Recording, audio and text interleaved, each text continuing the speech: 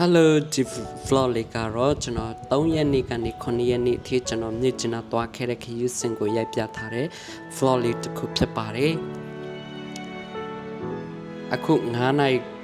ခွဲကျော်6နိုင်ဝင်ကျင်ဖြစ်ပါတယ်ကျွန်တော်အစောကြီးလေးစိတ်ကိုလာရတာဖြစ်ပါတယ်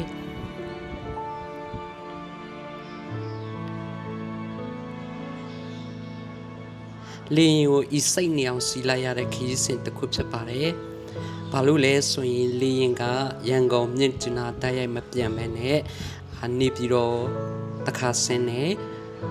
မန္တလေးကိုတခါဆင်းနေပြီးမှပဲမြင့်ကျနာကိုရောက်ပါတယ်အလုံးပေါင်းဆိုရင်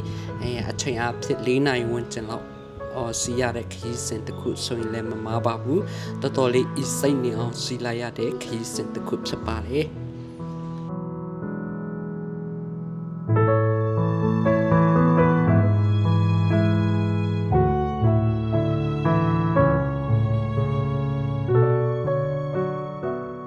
နောက်ဆုံးတော့မြစ်ကျနာရောက်ပါပြီဒါပထမဆုံးရောက်ဖို့တဲ့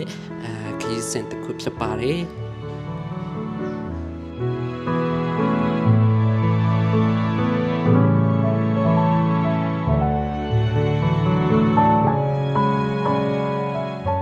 မြစ်ကျနာရောက်တော့လွိုက်ကောပြန်ရောက်တယ်လို့မျိုးခန်းစားချက်ခန်းစားရပါတယ်။ဘာလို့လဲဆိုလို့ရှိရင်မြို့ရဲ့ဖွဲ့စည်းတည်ဆောက်ပုံတွေအိမ်ပုံစံတွေလူနေမှုပုံစံတွေအစားအသောက်တွေတော်တော်များများကကြားပြည်နယ်နဲ့ဆင်နေပေါ့နော်။အဲ့ဒါကြောင့်မလို့ပဲလွိုက်ကောပြန်ရောက်တယ်လို့မျိုးခန်းစားချက်မျိုးကိုခန်းစားရပါတယ်။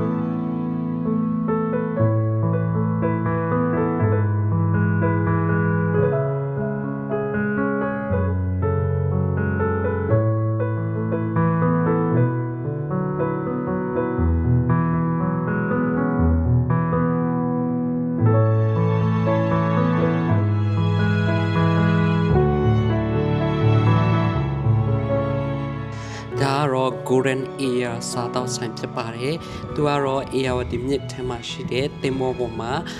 ဖွင့်ထားတဲ့စားတောက်ဆိုင်တစ်ခုဖြစ်ပါတယ်။အရင်ထိုင်လို့ကောင်းပါတယ်။လာလဲတော်တော်လာပါတယ်။ဈေးရတဲ့အရင်မကြည့်တဲ့ထဲမှာပါတယ်ပေါ့နော်။အစားအသောက်လည်းတော်တော်ကောင်းပါတယ်။လေးလေးတဖြူဖြူနဲ့အရန်ကိုနေလို့ထိုင်လို့ကောင်းတဲ့စားတောက်ဆိုင်တစ်ခုဖြစ်ပါတယ်။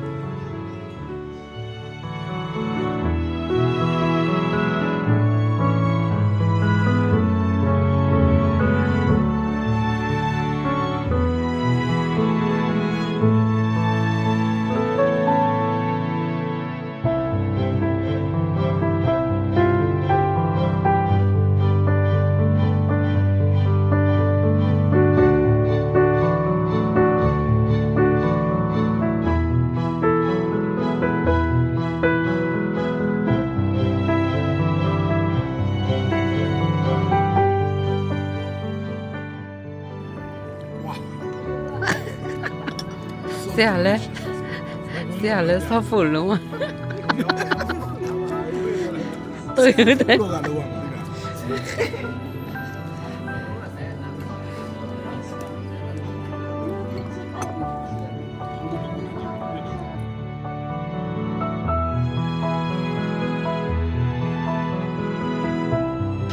ခရီးစဉ်တစ်ခုလုံးမှာအကြိုက်ဆုံးကတော့ရိုးရအစားအစာတွေပဲဖြစ်ပါတယ်။ကချင်ရိုးရအစားအစာတွေဖြစ်ပါတယ်။ချစ်ချင်းဆက်ဆက်လေးတွေအများကြီးစားလိုက်ရပါတယ်။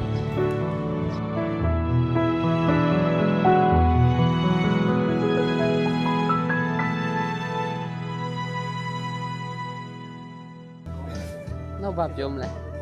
ဟာပြောဒီတိုင်းပဲထိုက်တယ်။နည်းနည်းတော့များမုံမူးနိုင်ပါဘူး ဒါကလည်းပထမဆုံးကြီးနာရောက်အမှတ်တရရန်ကုန်သားလည်းပါပါတယ်ဒါကကြာကြီးပါနော်ဂိုင်းချုပ်อ่ะဒါကကြာလေး ကြီးရ ဂျာပီစီ ချာပေါက်စား ဂျာဘောစား ဒီနေ့ကတော့ဝါဝင်တဲ့နေ့ပြခန့်တဲ့နေ့ဖြစ်တဲ့အတွက်ကျွန်တော်ဖျားချောင်းသွားပါမယ်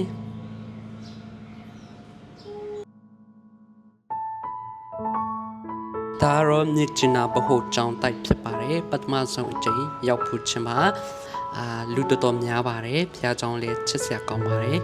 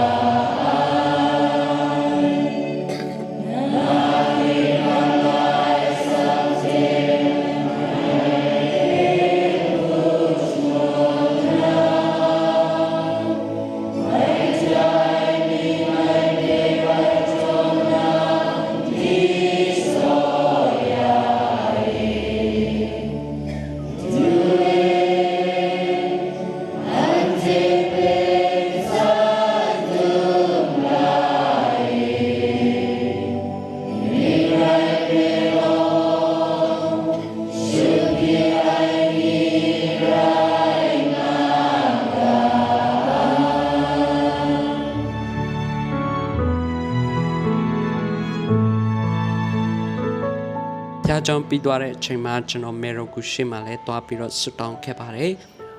မေရိုဂူရဲ့အနောက်မှာရှိတဲ့ကိုရမြတ်ဗိမ္မာန်မှာလဲကိုရမြတ်ကိုတွားရောက်ဖူးမြော်ခွင့်ရခဲ့ပါတယ်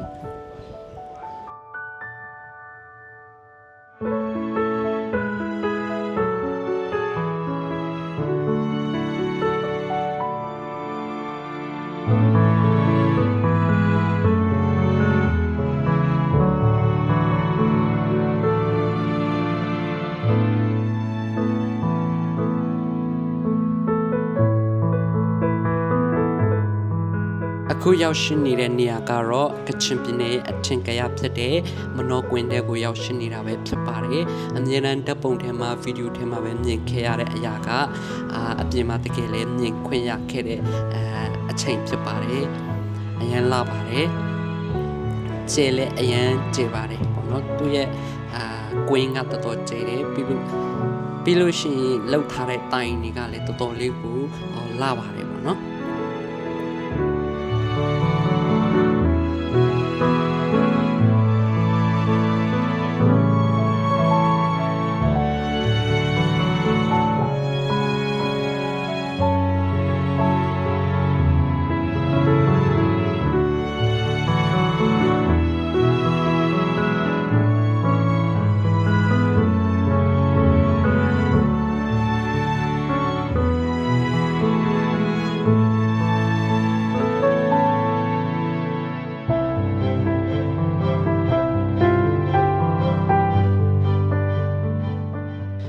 မနောကွင်းရဲ့အနောက်မှာအေယာဝတီမြစ်ရှိပါတယ်အေယာဝတီမြစ်ရဲ့ဘေးမှာစားတောက်ဆိုင်တစ်ဆိုင်ရှိပါတယ်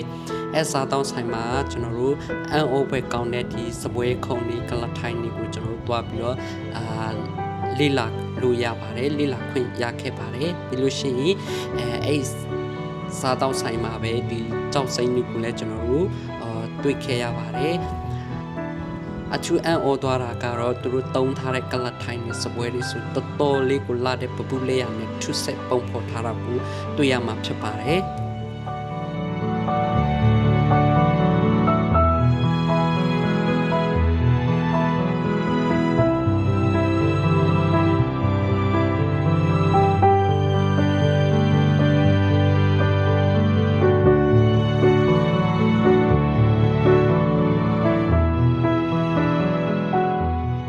ဂျင်နာကိုအလုံးနဲ့သွားတာဖြစ်တဲ့အတွက်အများကြီးလက်ပတ်ခွင့်မရခဲ့ပေမဲ့လည်းမြို့ထဲ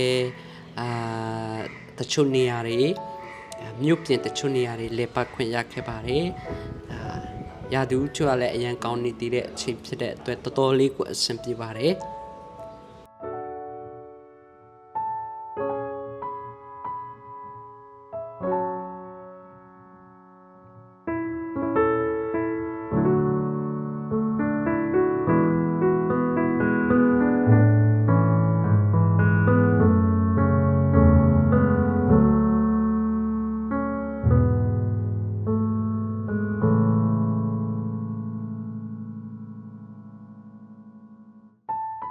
ခုလေးစိတ်ကိုတွားနေတာပဲဖြစ်ပါတယ်ဒီလမ်းကိုကြည့်ချင်အဖြစ်လွိုက်ကွာမိန်လန်နဲ့တော်တော်လေးကိုဆင်ပါတယ်တကယ်ကိုလွိုက်ကွာနဲ့ဆင်တဲ့မြို့လို့ပြောလို့ရပါတယ်အေယာဝတီမြို့ရှိတယ်လွိုက်ကွာမှာဘလူးချောင်းရှိတယ်လို့မျိုးပဲပေါ့နော်ပြီးလို့ရှိရင်အလီစိတ်အနေအထားတွေမြို့အနေအထားတွေတော်တော်လေးကိုလွိုက်ကွာနဲ့ဆင်ပါတယ်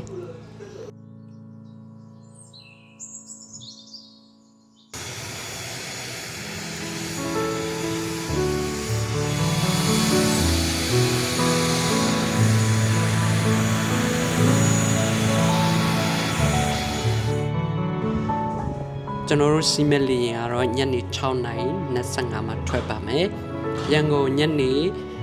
9:00ခွဲလောက်မှရောက်မယ်ထင်ပါတယ်။ကန်ကောင်းချင်တော့ဒီနေ့စီမက်လီရင်ကမြစ်ကျနာရန်ကုန်တိုက်ရိုက်ပြန်တက်မှာဖြစ်ပါတယ်။ဒါကတော့မြစ်ကျနာမြို့ကိုအပေါ်စီကနေမြင်ရတဲ့မြင်ကွင်းလေးပဲဖြစ်ပါတယ်။အရင်လာတဲ့မြို့လေးတစ်မြို့ဖြစ်ပါတယ်။မြို့ကြီးတစ်မြို့ဖြစ်ပါတယ်။ခေတ္တကောင်းရင်ဘလောက်ထိများပျော်ဖို့ကောင်းလိုက်မလဲဆိုတဲ့အတွေးလေးလဲတွေးမိသွားတယ်ပေါ့နော်ဒါကတော့ရန်ကုန်မြို့ရဲ့ညအလားဖြစ်ပါတယ်နောက်ဆုံးတော့ကျွန်တော်တို့ရန်ကုန်ကိုပြန်လည်ရောက်ရှိလို့လာပါပြီအရန်ပူတဲ့ရာသီဥတုတန်ကိုလည်းပြန်ပြီးတော့ခန်းစားရမှာဖြစ်ပါတယ်ဟုတ်ကဲ့ပါကျွန်တော်ရဲ့ဗီဒီယိုကိုအဆုံးထိကြည့်ပေးတဲ့အတွက်အားလုံးကိုကျေးဇူးတင်ပါတယ်နောက်ဗီဒီယိုမှာပြန်ဆောင်ပါမယ်